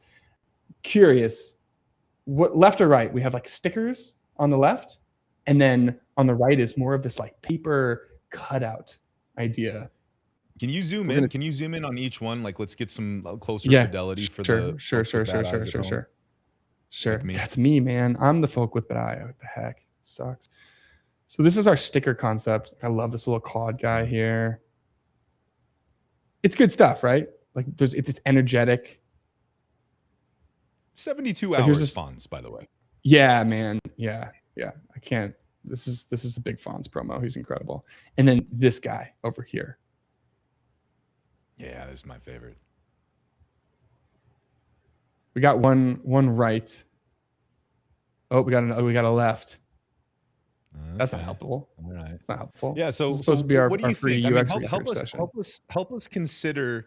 You know, feel free to left right this or A/B it, however you want to do it, and feel free to put in justification, because I am currently, my argument is I like that the dive club is getting a little bit grittier, more realism to it. I think that's how I might describe it, and I think the right side plays well into that while still looking cool. You know,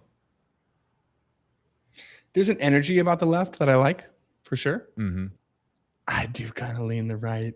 And what's interesting is we saw the left first, and I loved the left. I was like, this is really cool, really cool. But then I saw the right the paper in that underwater. Yeah.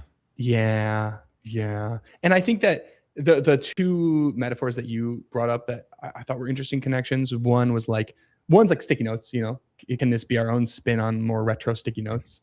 And then the second one was in a news desk. You know, you're just like tearing a piece of paper real quickly and writing a note from like a logistics standpoint. It kind of felt like that. And I think they'll just play really well on the textures and the patterns. Like, even if we don't go ship hole, which I don't think that's the direction we're necessarily going, but like, I just feel like it could do a lot of interesting stuff there. I think those are cool, but I'm paper underwater. That's my thought. By the way, someone else said something. Cool.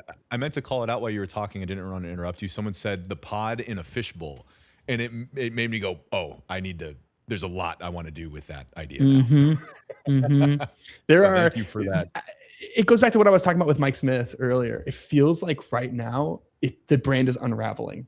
Like, you could go in so many different directions, and there's so much down every single path. Some of those paths are probably way too weird, but man, it's fun. Like, what a enjoyable moment in time as a designer to be inheriting a world that feels like you can just run in any direction with. Yeah, and I want to. Can I hijack? Are you showing some stuff? I was going to show a few more voting, but if it's go more. Okay, let's do it. Okay, so here's another one. Here's another one that we're thinking about. It's like the idea of our iconography and even showing different like company logos as being part of the world, right? Dude, and so you're is it using like, the sea textures, right? So it's like, does it feel like the old, you know, piece of metal and it's been sitting on the bottom of the ocean floor for a long time? Or does it feel more like the coral? Yeah. I don't think these are. We'll find out what that legality is pretty soon, I'm sure. This is. What are you haven't even seen this kind of stuff, I don't think, because this is No. like super new. He just put I this in saw a few you guys hours ago. talking about it, but I was in the middle of the video stuff, and this is because that was the It's thing. freaking Like, cool, right? It's so good.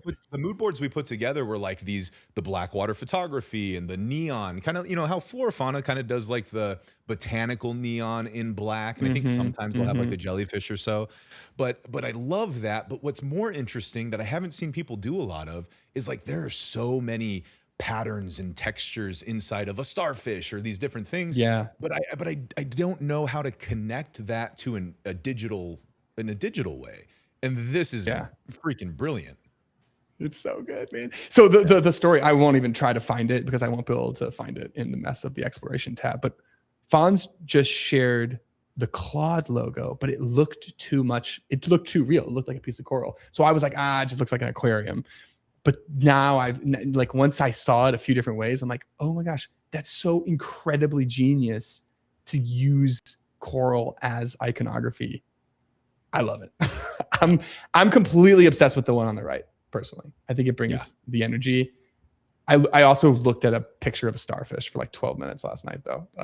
Because I think if you zoom in, like, dude, that's amazing, right? Yeah. That's amazing. It's so pretty. So pretty. Nature's amazing. So, okay, that's one. Here's another one. This is more like a generic like cover photo, more composition style. Which composition speaks to people? You have like the more subdued. A big question of mine is like, do we bring in physical objects in the water? Like, I like that juxtaposition of something like a radio underwater. Is it too on the nose? I don't know, man. I don't know. We haven't even talked about this for context for everybody. This is all so new that I haven't even digested this with Tommy yet. So you are really being brought into the moment. A lot of this. I opened the file because we needed a thumbnail for the YouTube as this was going live, and we did that in 2 minutes. I opened the file. I grabbed the radio one with the radio because I felt like that was ready, and I just uploaded that. So that is now the thumbnail for today's episode, unless you change it. It's good. That's the first I've seen of this. Yeah, I mean, I just saw this a few hours ago. I love. I'm gonna let you go first. I love the water theme, dude, and so like the metaphor. Going back to the metaphor, so the early conversation we had, and I love metaphors. It's why I think mood boards are the best for a lot of this type of thing. Was dive. You've gone into the depth of a topic. Like deep dive. We're learning. We're going deeper and deeper. It's water. It's the emoji of the scuba diver. And at first, I think I said, maybe you've kind of done that, and maybe it's time. And even I think Fonz says, maybe don't be too on the nose on this. And then I said, but there's other ways to explore that metaphor, like spelunking or space, going deep. Like there's all these different ways that could say the same thing, and maybe you just bring this catalog out. And then as I started mood boarding around this, I was like, oh no, dude, I think like you go deep into this, and I think you came to the same conclusion at the same time, and went back to Fonz and were like, hey Fonz, I know we said we didn't want to be on the nose, but actually we want to like smack the bottom of the ocean. Yeah. It literally doesn't get more on the nose. It feels good. It's so fun though. But the metaphor that I like, though, is like, think about the time now. We're talking about anxiety, and we're talking about like not sure where to go. And I go back to that quote, the guts to be curious. It is a scary time to be curious. We're wide open, showing with no shame full AI creations in some of the work, but there's a lot of human stuff in this, and we don't care. But there are people who would look at what we're talking about, and we would get absolutely scrutinized for this. Yeah. And I think what we want is to inspire people to ignore that and to have the guts to keep going deeper, even if deeper is scary and it's full of you don't know. It's full of blackwater photography creatures. But then suddenly those creatures are really damn beautiful. And so I love the beautiful coral and the sand down here. I love that kind of area. but I like nodding to the eerie, to the it just goes deep and dark and deep and dark, and then there's just one beautiful creature suddenly. You know, like things like that. And that's why I like your intro music for what it's worth. Like I think you kind of that was not an obvious move to go kind of eerie with it, but it is like there's something there. You right? Like it goes back to what we were talking about earlier. I mean, gosh, you mentioned a panic attack 40 minutes ago. You know, it's like there's an eeriness that I think embraces the fact that we all feel a little bit uncomfortable right now. And it's not just like this Finding Nemo oasis. Yeah. You know, I think I have one more. Do I have one more? let's see it. Oh no, it's basically that. I should have just been showing this while we were talking about it. I think it's just like it's such a small detail, but I think it's almost everything. What is the ocean floor? What are we submerging down to? You know, I think we've spent a long time going back and forth on what this is, and I don't know. I like, yeah. Now there's a lot here. One of the first versions, I don't think you showed this. Am I live here? Yeah, you are. I don't think you showed this one, which was we had kind of this grimy deep sea. We had old devices that had the algae, and they looked like shipwreck, like they'd been living down there for years. And you had said it's like if you rubbed your thumb on it, you want to wash your hands. And yeah, like, I saw like it wasn't quite this. This was a little bit more extreme, but yeah, it was like it felt like I didn't want my feet to touch the bottom. You know, I felt myself curling my toes. It's a little bit this. There was even more. I think there was more extreme versions of this. Like, you know, like this is like if you dip your toes on it, you'd be like, oh God, you know, it touched me. I didn't like that. what was that? What was that? But it's hard. You brought up the point too. It's like it's really hard to go full retro without leaning into the fact that this is old, and then it's like if it's old, therefore it kind of has to look like this. It has to look like it's been at the bottom of the ocean. I don't know. So I agree. I think this is way too grimy. Hey, Tommy, here's a question for you in the chat. What is the purpose that these images serve again? Which images specifically? Like the one we're looking at? I don't know, man. I don't know. I think let me just answer the question. Actually, I'm gonna answer the question by tossing back to an interview that I just released with Jason Yuan. He was talking about HiveMind. Dude made thousands of images about what the world, what is the world that I'm building, and he built that entire thing before having a single use case or a mark or anything. Yeah. I kind of feel like we're doing that a little bit. It's like we kind of have to understand like what is the world that we want to theoretically live on or live in weekly, indefinitely. Who knows? I don't think it's this, but who knows? This is and here's my take, and it's on the back of that. Mixed media is the coolest, like hands down. The people, like I grew up following, but like really loving when I would see somebody mix different types of media, digital, like they were doing Flash or they were bringing in paper. It's why like Burnaby on our team, he does like paper stop motion, and we try to bring that in. I think mixed media is the coolest. It is not cheap to make. It is hard. It requires skill sets. And today, it is never been easier to combine all of these different. I made the Dive Radio website in 8 hours, 6 hours while playing friend slop games with my kids. I was here looking at the screen. I was here over here talking Super Whisper. I'm not kidding. I made the intro, which regrettably the timer kind of hid some of the details. I'll post it on Twitter after this. I made it last night, one day. These are things that I never would have been able to do in the past, but I have the vision for it. I have so many stories that I want to bring to life. Why can't interfaces have some hints of a story, a LaCroix of lime? Why can't we bring that into this? That's why. Because we have all the dashboards and we have the floor of good UI patterns and visual branding, and we have the Tinders that could be the dock, that could fit any other app. If we can, why can't we bring some sort of joy and personality and intrigue to the work we have now, because we can. One person can do this. So it's like, let's at least explore it. And the last thing I'll say too is I learned this from Soren Iverson when I went and hung out with him. I love this idea that he uses with absurdity.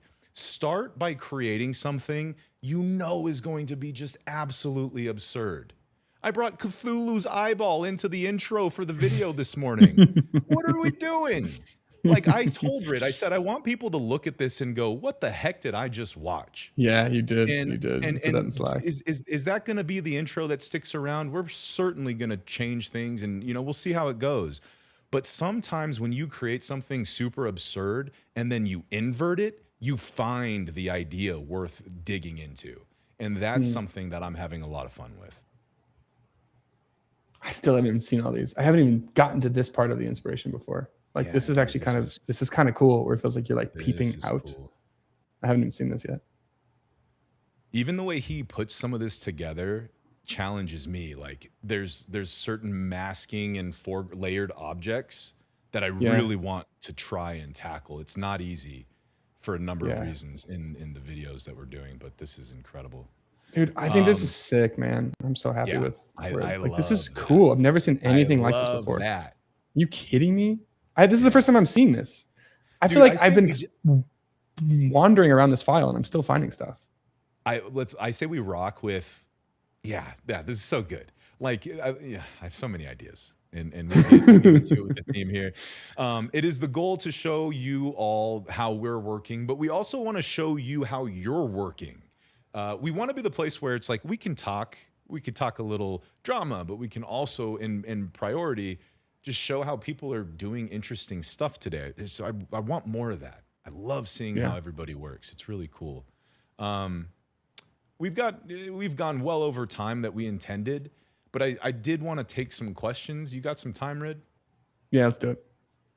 If you guys got some questions for us, let's pop it in chat. Moving forward, we will have a call-in line. I've already got the phone number, in fact. What is it? We were like 80% there. It's cool. We tested it out. You call it and it's like thanks for calling Dive Radio Show. It's cool. It's cool. It's gonna be fun. So we'll get there, but I want to see, and if it's specifically for Rid or specifically for myself, feel free to call that out, or for both. The boards we were looking at is the work in progress brand extension refresh of the Dive brand and the things we're working on. We can spotlight these comments too.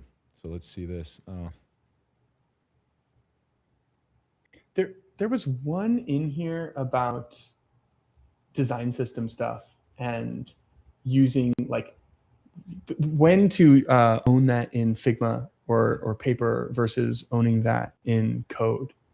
And I think I want to talk about that for a second, because every once in a while I download the Reddit design, the Reddit app, and I go into UX design. And I just kind of like every once in a while you download it? Like, do you download Yeah, I just download it for like 3 days and uninstall it because I spend time on it. I'm always downloading and uninstalling. That's so helpful. I don't have any social apps installed on my phone. I don't even have Twitter installed on my phone. I force myself to use the mobile site. That's why we're having panic attacks and you're chilling reading C-books. Yeah, chilling is a strong word. But I will say, like, I think the thing that I'm really leaning into and discovering is like, you can just build any type of design system overview experience that you want for yourself. Any type of like, it used to be like, are you using Storybook or no? And then you have Storybook's UI and Storybook's prescriptive way of inspecting stuff. You can literally build anything, any way that you want to group, slice, view components, colors, shadows. You can build it and view it 100 different ways with Claude really, really quickly. Build your own editing tools so you can tweak stuff. Like, the idea that, because I think it's just like almost turning into a rant, but I saw somebody in a comment on the UX design subreddit, and they're like, well, but it's so much easier to manage the design system in Figma. I'm like, what the hell are you talking about? Like, it's so unbelievably easy to do it in code, and you can do it in any way that works for you. Whatever is the best possible way for you to do it in code, you can do it. And Sorry, that was now a rant. And who's looking at the design system in Figma, by the way? Yeah. You know, like the drift that occurs. I have so many thoughts about that too. But Samaraj, what's up, dude? There's one on vector generation models. Andy, I guess I can spot. How does this work? Does that show it up? Nice. There you go. Yeah. Yeah, look at me. I'm learning, man. I'm learning how to do this. Hey. I wonder if you have an opinion here, Tommy. I've been talking a lot. Do Like you guys have an opinion on vector illustration Yeah. in the AI era? How do image generation models affect the need for vector at all? Do you have any workflows for going from generated art to vector? Turn this into a vector image. And then I see, and honestly, I've tried to do this quite a bit. Recently, I was trying to turn, I think for detach, I wanted to try to like vectorize a few print things that we had done. And I was not having a whole lot of luck. It's a good question, actually, because I would like to know an answer around this too. It's an area I find myself starting to mess with a little bit more. Yeah. Vectorizing, I've had success in simple compositions or images. Like then it's pretty good. It's pretty good. Try Quiver AI, someone says. Yeah, Quiver is, I mean, gosh, it's like one of those tools that I go out of my way to recommend all the time. Like if you're not using Quiver, at least to experiment a little bit, I think you are kind of missing out because it's pretty powerful to be able to just. I've never touched Quiver. Dude, it's crazy, man. Like all the time, I'll be like, I need an icon for this, and I've like all the iconography, like match. I want to match the vibe of what I've got. Give me 8 different ideas for how to represent this concept. And then I go do my other thing and I don't look at the loading spinner. And then I come back and I have a nice little grid in paper, has 8 different icons with like a little blurb about why for each one. I'm like, okay, that one's interesting. Let's make it a little bit more like, let's do 4 more, but make it more rounded. I don't know. It's really good for one ideating on vector. It's also really good for taking an icon that you like and then just saying, hey, make this match the rest of my icon vibe. Like, I don't like all the time. For me, I'll get an icon. I use Phosphor I like a lot, but like the Phosphor icon, I just don't like that much, And so I will maybe I'll regret saying this, but like something that I've done is like I've taken SVGs from actual products that we know and love, put them on the canvas, then put my Phosphor icon on the canvas, or maybe one of the concepts that Quiver generated that I like. And then I'm like, okay, now refine this icon based off of the combination of the way that these 2 products do it. I want the middle ground between these 2 SVGs. Create it for me and then match the way that my icons work in code. Dude, it crushes. It crushes. I've been so impressed by the quality of output with that type of workflow. Interesting. Yeah, there's so many ways to create that I can't wait to explore with you on this show. We have some fun segments coming up, guys. Rid and I definitely are going to bump heads on a few hot topics. We got a whole kind of debate thing. We didn't even get to our 1-up, man. We didn't. Actually, there is a 1-up I do want you to show, and I'll show you one, and then we'll probably wrap. Okay, cool. Let's do it. So one of the outputs, and then I'll answer your question, Angelique, as well. That's a good question. One of the outputs of Tommy's Radio was Resham on Twitter made an interactive TV. Let me make sure that hold on. I'm going to make sure that I'm doing the audio. Yeah, it's going to get it. Okay, cool. So look at this. You have like a full little remote here. You can turn on the television and it has all of the sound effects. It's like the same type of concept. You can use, I started off using the spinner, which is super fun. And she has all the sound effects, very similar, volume knobs. But then all of these work too. So like she built like the last button. Remember, like I used to use the last button with two channels lined up, you can mute, you can flip through. And I think this is so cool, man. I think it's so cool. Even like the click effect. And this is the kind of thing that felt really good to do just now. This is the kind of who you are at this moment in time, right? Like you talked about the guts to be curious at the beginning. I think this is that. Who wakes up and is like, you know what? I'm going to try to build a television today. If you are that person, that's a desirable trait. And I'm not just saying that on a whim because I literally do this hiring network where I see all of the inputs from hiring managers and what they're looking for and what the green flags are. And you might look at this and you're like, well, that's not a case study. That doesn't show anything about the ability to like product think or everything. You know, people don't care. This is dope, and it's being it's starting to be celebrated. And I think part of what we want to do on this show is create a space to continually celebrate when the community goes out and does something awesome like this. So shout out, Resham.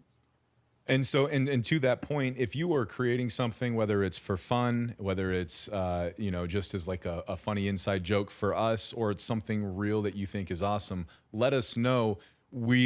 Today's our pilot. We're kind of getting through segments and being a little rusty, but the intent here is we want to do a one-up weekly where each week Rid and I bring a couple things to the table that neither of us know about, and we try to one-up each other to see who found the most compelling thing.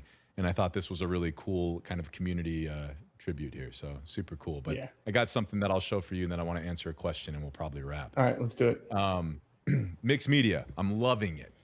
Video, motion graphics. How can I bring something like my team member Burnaby's stop motion into a web interface? Lee, I think I talked to you about this earlier this year, sometime last year.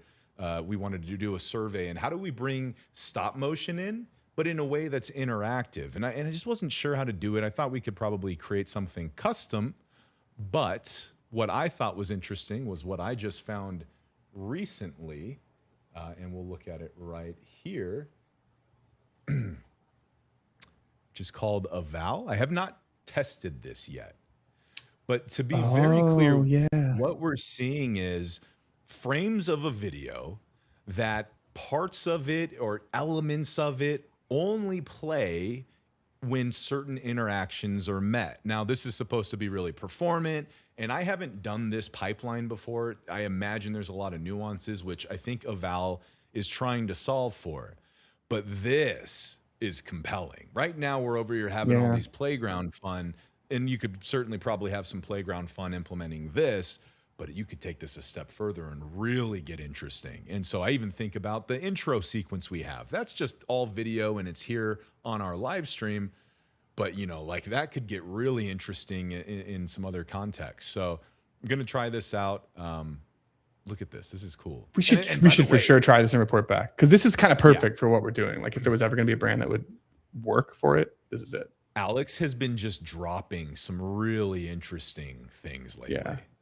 I really dig like even this like sticker creation. It's like the utility on some of this. You're like, I don't know, maybe I could see some ways, but I saw this and I saw some serious utility. So very cool, good work.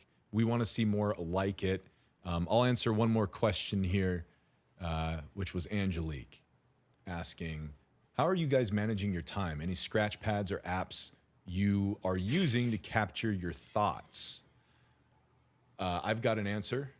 Please. Well, am I managing my time? So it's like, it sounds like you're saying like, how am I organizing what's going on in my life and versus like, how am I managing my time? Well, I don't manage my time extremely well. I just go with the thing that's calling me, and then I deal with the consequences afterwards, and I don't recommend it. But I'm a psychopath, and I just work when I have a thing that I'm interested in, I just go hard on it. But there is like a managing of knowledge and a managing of things. And so I'm at least keenly aware of the things that aren't getting my attention. And the reason I am is because my surface area is Slack, and it's my OpenClaw agent. And I have a whole dashboard where I just feed. My OpenClaw agent it's almost passively aware of everything going on. And it builds everything. It's like, hey, I know you just shipped that Dive radio, but you need to get this ad out over here. And I've had it yell at me before. So that's kind of how I manage my time, is I keep one surface area where everything is input either manually or passively. And then I have a board that essentially tells me. And I do use Notion. I do use Obsidian for things. But I've moved away from task management from those tools. Sounds like the system I need, to be honest, because my answer stops like at I just follow whatever is energizing. Yeah, it sounds like something a board person builds. Let's be clear. I don't know if it's a system anyone needs. Maybe, yeah, maybe. I think this is How kind do of the you manage trap of working for yourself too, where it's like you can be much more fluid in ways that I do think are a superpower. Like I'm very much so like you, where it's if I have a strand that I'm excited to pull on, dude, I'll pull on that strand, man. I have no issues staying up till 3 a.m. randomly because like my wife would be like, when are you going to sleep? And I wouldn't be. Disclaimer, this is not too frequent, you know, I'm a family man. But if I got something and she's like, when are you going to sleep? It's like, I'm going to sleep when I'm too tired. And I'm like, you know, this is not, and if it's, you're excited about something, dude, I'll just go all the time. 8 to 3 in the morning, I just blitz on the concept. I just make a prototype for 7 straight hours because it's so fun. I can't stop all the time. And is that the most efficient? I don't know. Pros and cons. Yeah. Just have to weather the occasional panic attack. No biggie. You know. Is there an emotional instability that comes with the way that we work? Maybe. Should any of this be taken as advice? No, probably not. I joking aside, I genuinely, like I said, I have a video coming out where I'm going to address this very seriously. I do not recommend. I make fun of morbid things because that's how I cope. But you know, you have to find your time. You have to manage your things. And occasionally, I have a good month of like, man, I really was a big boy. And then like another month, I'm like, oh, I went and built a whole bunch of stuff that you know was questionable. So, yeah. Guys, thank you for joining us on our rough start. I promise pretty much most of the same next week with 1 or 2% better. That's how we do.